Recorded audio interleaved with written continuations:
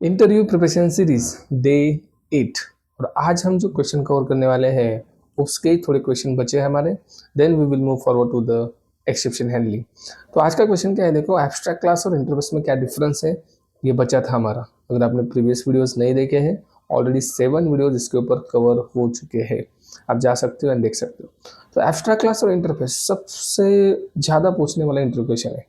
Listen carefully. Basically abstract class क्या होता है, देखो abstract class the class which contain abstract keyword in its declaration is known as abstract class। Class के declaration में अगर abstract keyword लगाया, बन गया एब्स्ट्रैक्ट क्लास। अब एब्स्ट्रैक्ट क्लास और इंटरफेस में डिफरेंस क्या है सर? देखो दोनों का पर्पस है एब्स्ट्रैक्शन अचीव करना, सिक्योरिटी अचीव करना, कोड को सिक्योर करना, बट दोनों में कुछ डिफरेंस है। डिफरेंस ये है, abstract class contain constructor but interface does not contain constructor। Abstract class contain concrete method, मतलब instance method also, static method also, but interface contain only abstract method। But after the Java 8, interface can also contain static method, default method and private method। ये बदलाव आ चुका है, क्यों आए आगे बताऊंगा। Then abstract class के अंदर हम इंस्टेंस वेरिएबल बना सकते हैं, बट इंटरफेस के अंदर इंस्टेंस वेरिएबल नहीं बना सकते। देन एक और चीज, by default inside the interface all the members are public. चाहे वेरिएबल हो या मेथड हो, पब्लिक होता है भाई। But inside the abstract class we can create any type of member. Public हो सकता है, protected, private, default, then static, abstract, final, कौन सा भी बना सकते हैं। बट इंटरफेस में अलग चीज है, ओके, पब्लिक होता है सब कुछ, ठीक है। और क्या डिफरेंस बता सकते हैं हम? C, we need to implement interface but we need to extend the abstract class to give the body for abstract method. Right, body abstract method को बॉडी देने के लिए एब्स्ट्रैक्ट क्लास को एक्सटेंड करना पड़ता है एंड इंटरफेस को implement करना पड़ता है। तो ये कुछ डिफरेंसेस आप बता सकते हो इन द इंटरव्यू। अब कुछ चीजें इंटरफेस के बारे में और बताना चाहूंगा मैं। इंटरफेस एक तरीके का नहीं होता, इंटरफेस के टाइप्स होते हैं। जेनरिक इंटरफेस होता है, मार्कर इंटरफेस होता है, फंक्शनल इंटरफेस भी होता है। जेनरिक मतलब जो हम बिजनेस लॉजिकली यूज करते हैं नॉर्मल, जिसके अंदर abstract method, static, default, private बनाते हैं।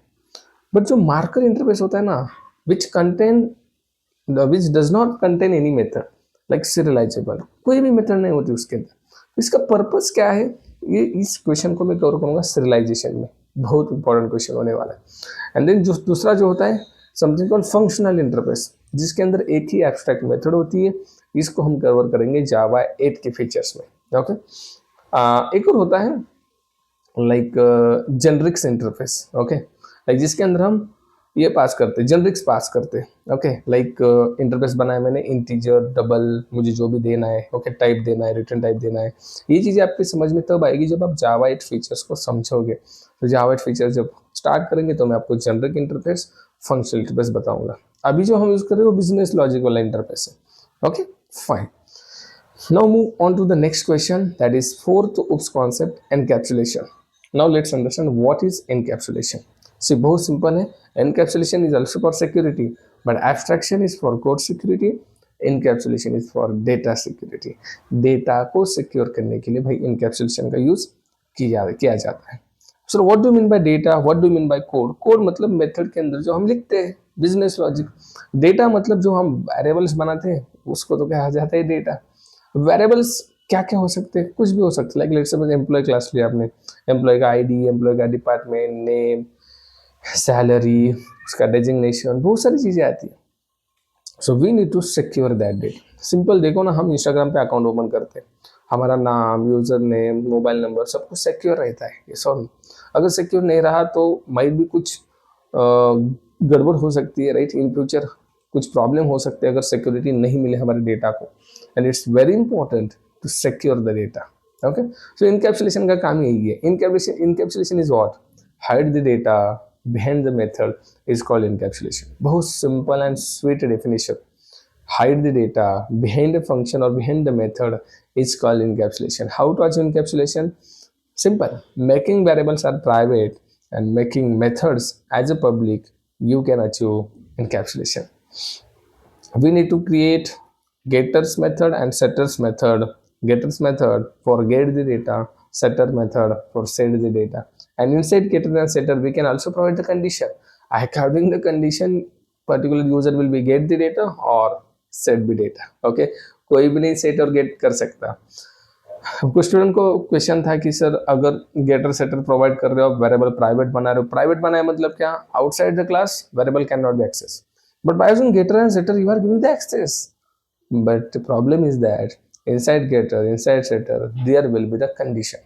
Whenever user fulfill that condition, then only they eligible to access that method to get or set something. Okay, ये बताना है आपको, ये important है. वेरिएबल प्राइवेट क्या मतलब, इनकैप्सुलेशन हो रहा है बट गेटर सेटर से आप एक्सेस क्यों दे रहे हो. बाय एक्सेस पर्टिकुलर यूजर को तो देना पड़ेगा ना जिसका अकाउंट है, तो उसको देंगे by putting the conditions. That's encapsulation. आप जो रैपिंग अप द डेटा बोलते हैं ना डिफिनेशन, वो भी बता सकते हो, but simple hide the data behind the function behind the method is called encapsulation. Variable को प्राइवेट बनाओ, मेथड को पब्लिक बनाओ, हो गया एनकैप्सुलेशन, हो गया ना, right. So basically 4 OOPS pillars in Java: inheritance, polymorphism, abstraction and encapsulation. And I think इसका आंसर हमने बहुत अच्छे से 2-3 वीडियोज में कवर किया है. अब आने वाले वीडियोस में मैं आपको बताऊंगा, अभी हम 2-3 मिनट एक और क्वेश्चन कवर करेंगे. दैट इज समथिंग कॉल्ड, अगर इंटरव्यू में पूछा can you explain static keyword in Java, ये क्वेश्चन 100% होता है. Explain static keyword. Static keyword का आंसर कैसे देना है बताओ. देखो, सबसे पहले बताना है static is belongs to the class. Static और ऑब्जेक्ट का कोई लेना देना नहीं होता. Static is belong to the class. Whenever dot class file loaded in the memory, all the static variable method and blocks will be initialized. ये चीज बतानी है, उनको मेमोरी मिल जाती है. तो इसी डॉट क्लास फाइल लोड हो गई. ओके, कब लोड होती है अब आपको पता ही है, बाइट कोड बनता है, डॉट क्लास फाइल लोड होती है, देन जेवीएम के अंदर प्रोसेसेस होती है, राइट. ओके, नाउ आपको बताना है static is use for memory management purpose. Static का पर्पज ही है मेमोरी मैनेज करना, because static is for all the objects. Static is common for all the object. जितने ऑब्जेक्ट्स बनाओगे सबके लिए static variable, static method common होगा. अलग बनाने की जरूरत नहीं है. फॉर एग्जांपल आप स्कूल का कुछ प्रोजेक्ट बना रहे हो, स्कूल के अंदर जो भी स्टूडेंट्स होते हैं सबका स्कूल का नेम एक ही होगा कि नहीं, मेक इट स्टैटिक. पर सबका आईडी, सबका नेम, सबका एज, सबका ब्लड ग्रुप, ये सारी चीजें चेंज होती है. जो चेंज है मेक इट इंस्टेंस, बट जो कॉमन है मेक इट स्टैटिक. कॉमन चीज़ों को स्टैटिक बनाओ बिकॉज ये सारे ऑब्जेक्ट के लिए सेम होते हैं. एंड ये लोड कब होते हैं, डॉट क्लास फाइल मेमोरी में लोड जब होती है तब. तो it's benefit, right. Static method भी हम तब बनाते हैं अगर एक आध मेथड मुझे एग्जीक्यूट करने सबके लिए common, then go for static method. Okay, then static method या स्टैटिक वेरिएबल को हम डायरेक्टली क्लास नेम से एक्सेस कर सकते हैं, बिकॉज ऑब्जेक्ट का और इसका कोई लेना देना है ही नहीं ना. तो why we need to wait for creating object. Object का बनाने की जरूरत नहीं है. By using class name you can access static context. Okay, and then static block भी होता है जो मेन मेथड से पहले एग्जीक्यूट होता है. ओके, स्टैटिक ब्लॉक भी हम बना सकते हैं. Let's suppose I want to do something whenever my application is loaded, put in the static block, वो लोड हो जाएगा, मेन मेथड से पहले लोड हो जाएगा. That's the beauty of static variable, static method, static block. That's your answer. Okay, और भी चीज़ें बता सकते हो बट इट्स इनफ. ओके, अगर आपको और कुछ चीज़ें चाहिए let's comment. Okay, and please इस वीडियो को लाइक करना एंड कमेंट में लिखना जावा इंटरव्यू, ताकि इस सीरीज को मैं कंटिन्यू करूँ. और इस वीडियो का लाइक है 100 लाइक्स. 100 लाइक्स फुलफिल करो. Next video as soon as possible आएगा. एक्सेप्शन हैंडलिंग, हायरार्की बताऊंगा, try, catch, finally, throws, compile time, run time, क्या क्या सिनारियोज है, everything you will get here. Okay, so thank you so much for watching this video. We will meet in next video. Thank you.